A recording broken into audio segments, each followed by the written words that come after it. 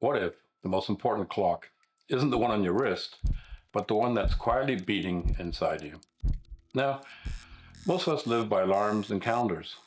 We wake up when the phone tells us to, we eat when schedule allows, and we measure our worth by how many boxes that we just check off. But underneath all that noise, there's a deeper rhythm that just never stops. It's older than history, a pulse that hums through the oceans, through the forests, through the seasons that rise and fall without ever asking for permission. That same rhythm builds galaxies, and it's shaping every moment of your life right now. And that's really what this video is about, learning how to reconnect with that hidden rhythm, what I call fractal time, and understanding how to live in step with it. By the end of this conversation, you'll see how time bends around your attention and emotion, how coherence brings that moment back into harmony, and how you can work with that rhythm so life stops feeling like a race and starts feeling like resonance. You've probably felt hints of it before, that strange sense of déjà vu, that quiet whisper that says, I've been here before. This feels so familiar. Those aren't coincidences. They're echoes of a pattern running through everything you do. And once you start to notice it, life stops looking like a straight road and starts feeling more like a spiral. And it's a spiral that keeps bringing you home again and again, each time a little wiser and a little clearer than before. We were taught to treat time like a race.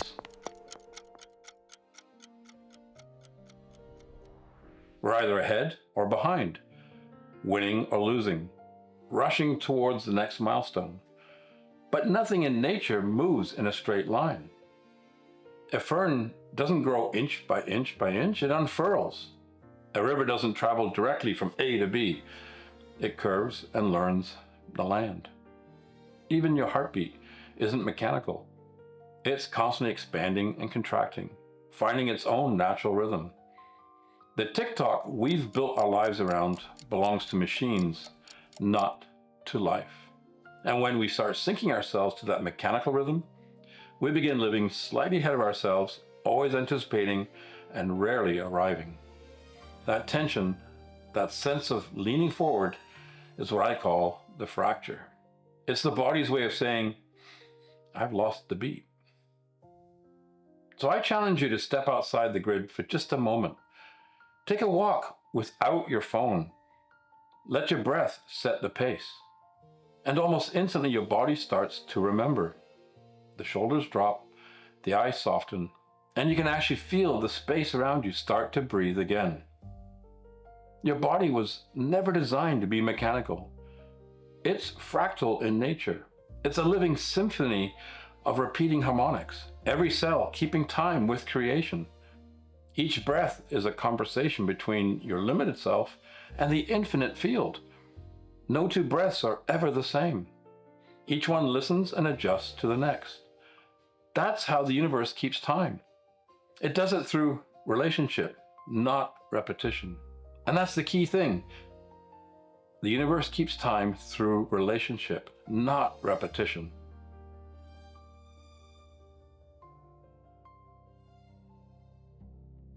So when we fall back into that natural rhythm, the heart begins to lead again, and it starts to sync the brain. The nervous system calms, and that's when time stops feeling like a chase and starts feeling like dialogue. That's when time begins to listen back. You see, time isn't a straight line that we travel along. It's more like a spiral, patterns repeating through different scales of experience. Think of it this way. Every emotion, every choice, every event leaves an energetic imprint, a shape in the field. And when similar conditions arise, that pattern echoes back, not to trap us, but to give us another chance to meet it with more awareness. That's what makes time fractal. It's self-similar, yes. The same themes repeat, but each time at a higher or a deeper octave of understanding. Just like branches of a tree or spirals of a shell.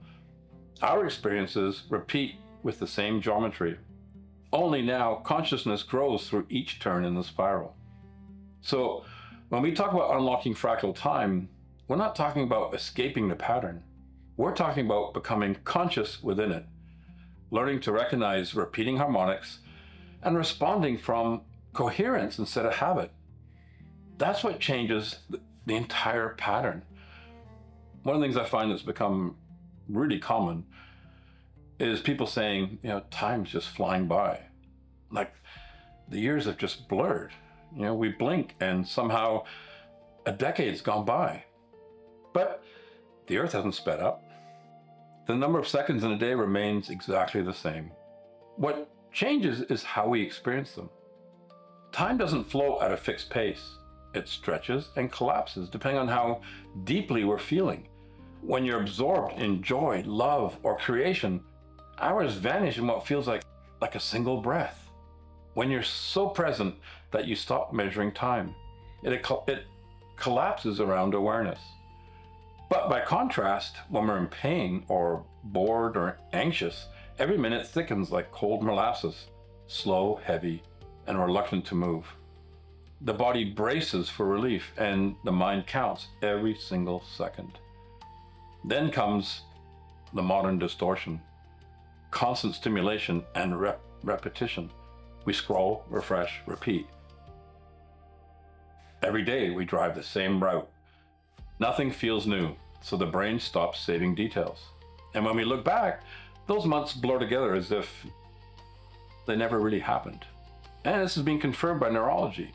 Different emotional states literally change how the brain measures and stores experiences. So joy consumes the clock, pain magnifies it, repetition, well, it just erases it. So it's not that life is moving faster, it's that awareness keeps changing gears. And the only way to steady it is to come back to coherence, to breathe presence back into the moment. And that's where the reset lives, in the breath itself. Breath is the body's natural metronome. It's the bridge between your inner world and outer reality. When the breath becomes steady, time itself begins to open. Moments feel longer, the mind clears, and the body finds its natural rhythm again. That rhythm isn't random. It's mathematical. It's what nature follows as it grows in harmony. And it's known as the golden ratio, or the Fibonacci pattern.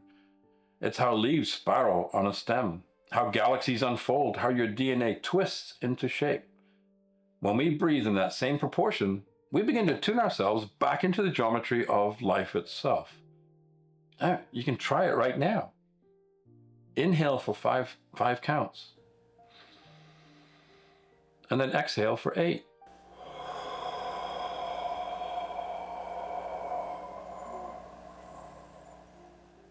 And pause for 3. That's the golden breath. You'll notice it feels different than counting seconds. It feels natural, familiar, like something the body's been waiting for you to remember, because the golden breath is the body's original song. Machines tick in equal intervals, tick, tick, tick, tick.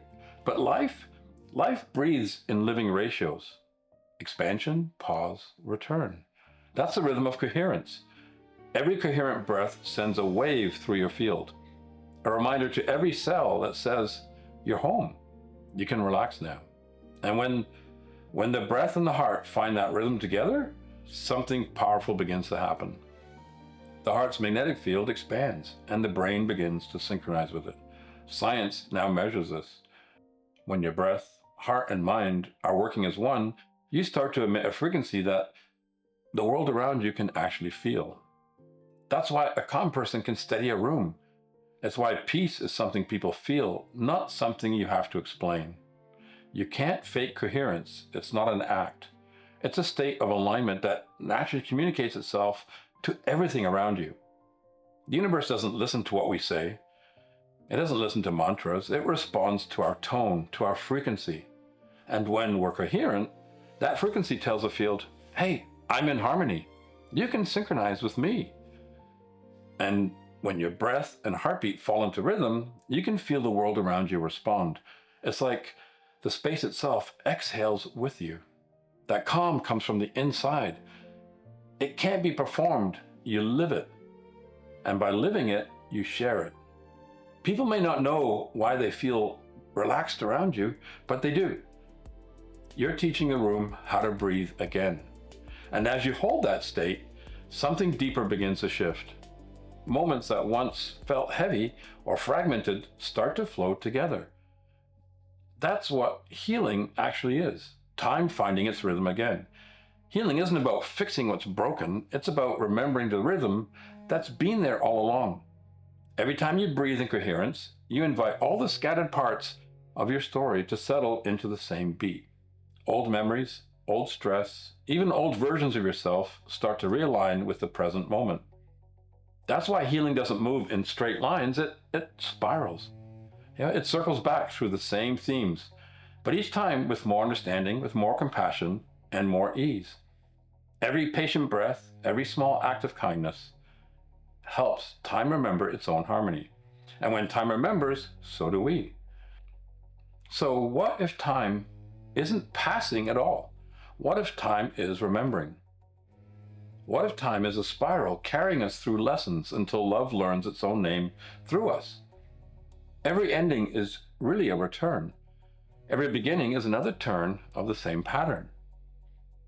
That's why new moments can feel ancient, because you've been here before, but this time you're awake inside it.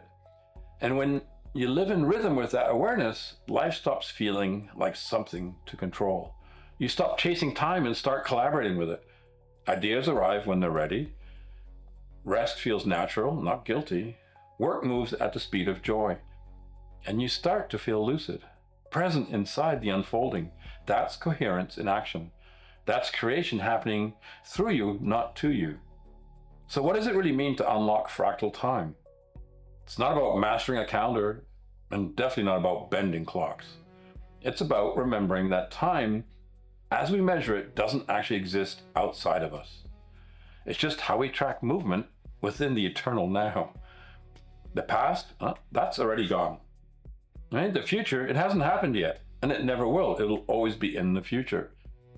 All that truly exists is this moment. The only place where life is ever happening is in the now. And this moment isn't still. It's alive. It's constantly shifting, constantly recreating itself through your awareness. When you bring your full presence into the now, you start to see its texture, the beauty, the ache, the pulse of everything that's here. You stop trying to escape it or hurry it along, and instead, you meet it fully, honestly, and awake. That is the real key. That's how you unlock fractal time. Because when you're fully present, you stop living through the memory of the past or the anticipation of the future, and you begin living through direct connection, through awareness itself. And in that awareness, time unfolds differently. Moments stretch open. Synchronicities appear. The world starts to move with you instead of past you. That's what we mean when we talk about coherence. You're in a rhythm falling into step with the living rhythm of the universe. It's when presence becomes participation and life starts speaking to you through its patterns. So if there's one practice to take with you, it's this. Come back to the now. Breathe. Notice what's really here and meet it with your full awareness. Place a hand over your heart. Feel that quiet clock, the one that never learned to tick. Exhale slowly. Nashen. Releasing what's behind you. Pause. Shavira. Arriving completely in this moment. And then inhale. Saivira. Receiving what's next. Release, presence, receive. It's that simple. That's the rhythm of coherence. That's the rhythm of now. And that's how we unlock fractal time, by living lucidly in the only place life ever really happens, right here, right now. If you'd like to keep exploring this way of living, to go deeper into the art of lucidity and coherence, you can continue the journey through my books, The Lucid Dreamer and The Quantum Weaver. Because time isn't something you keep. It's something that keeps you alive, aware, and always spiraling home. Thank you for watching. Love and light.